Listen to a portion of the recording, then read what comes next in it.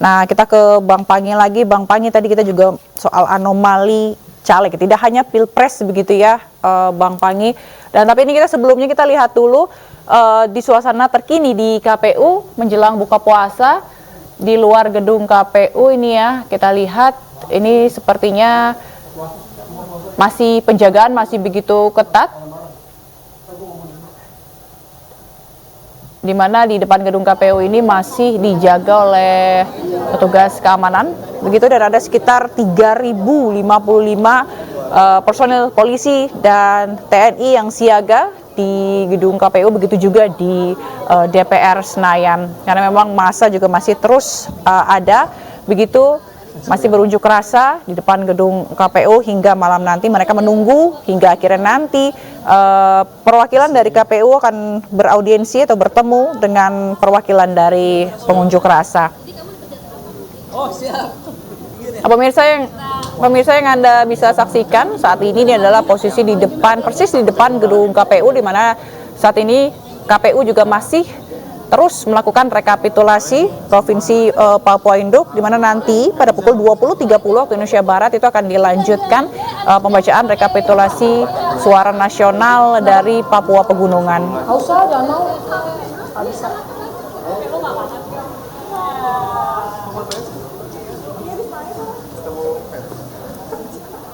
Oke, Bang Pangi, jadi kalau bisa dirangkum begitu ya Bang Pangi dari penyelenggaraan pemilu 2024 ini, apa highlight yang benar-benar yang perlu kita jadikan perhatian begitu? Ya, kalau saya mencermati bahwa split ticket voting itu terjadi, bahwa berbeda antara pilihan partai dengan pilihan presiden. Jadi di negara-negara demokrasi yang partai ID-nya tinggi, maksudnya adalah members, maksudnya yang mereka merasa dekat dengan partai politik tertentu secara ideologis maupun secara psikologis, itu cenderung mereka tentu tidak akan merubah pilihan mereka. Jadi tetapi fenomena itu kan terjadi hari ini. Pilihan presidennya berbeda dengan pilihan partainya. Terutama misalnya di PKB di Jawa Timur. Harusnya kan PKB memilih Caimin, Anies kan, tetapi ternyata PKB di Jawa Timur nggak memilih 01 gitu.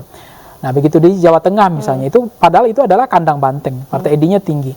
Nah, kalau ternyata di sana harapan kita kemarin itu bahwa Ganjar 10 tahun jadi gubernur, PDIP-nya kuat, pemenang pemilunya PDIP, tapi pemenang presidennya Pak Prabowo gitu. Itu kan juga menjadi menarik bahwa itu menyebabkan kemudian partai ID kita yang rendah ini menyebabkan pragmatisme politik, transaksi.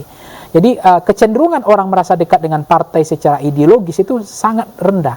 Sehingga itu kecenderungan mereka itu memilih calon presiden atau legislatif itu karena faktor figur. Yang kedua adalah faktor transaksional. Mereka dapat apa? Persamaan kepentingan itu yang mereka cari. Yang satu butuh aspek elektoral, yang satu butuh ya untuk makan besok pagi gitu. Jadi ini yang harus diperbaiki ke depan, bagaimana supaya orang itu kedepannya tidak pragmatis, tidak transaksional. Jadi mereka memilih itu ada ideologinya. Saya melihat kecenderungan misalnya di Sumatera Barat itu kan ada tidak hanya karena figur. Kalau karena figur harusnya milih Prabowo lagi, karena di 2019 Pak Prabowo menang 82% di Sumatera Barat. Tapi faktanya yang kemarin unik ya, dua provinsi ini yang menang bukannya Pak Prabowo, yang dipilih lagi bukan Pak Prabowo, justru Anies gitu.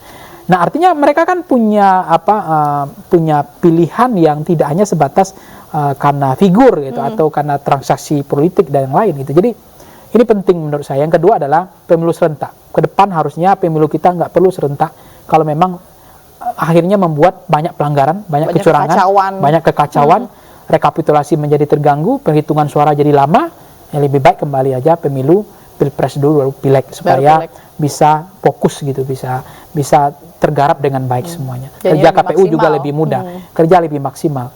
Yang ketiga adalah yang perlu diperbaiki adalah tentu negara harus menyiapkan biaya saksi untuk partai politik dan biaya saksi untuk pileg kita ke depan supaya itu tidak dibebankan kepada calon. Bahkan kalau perlu ya caleg kita ini dibiayai oleh negara gitu. Biaya untuk memperkenalkan dirinya. Jangan suruh mereka sendiri yang cetak spanduk, baliho yang pasang sendiri, itu kan membuat mereka transaksi lagi.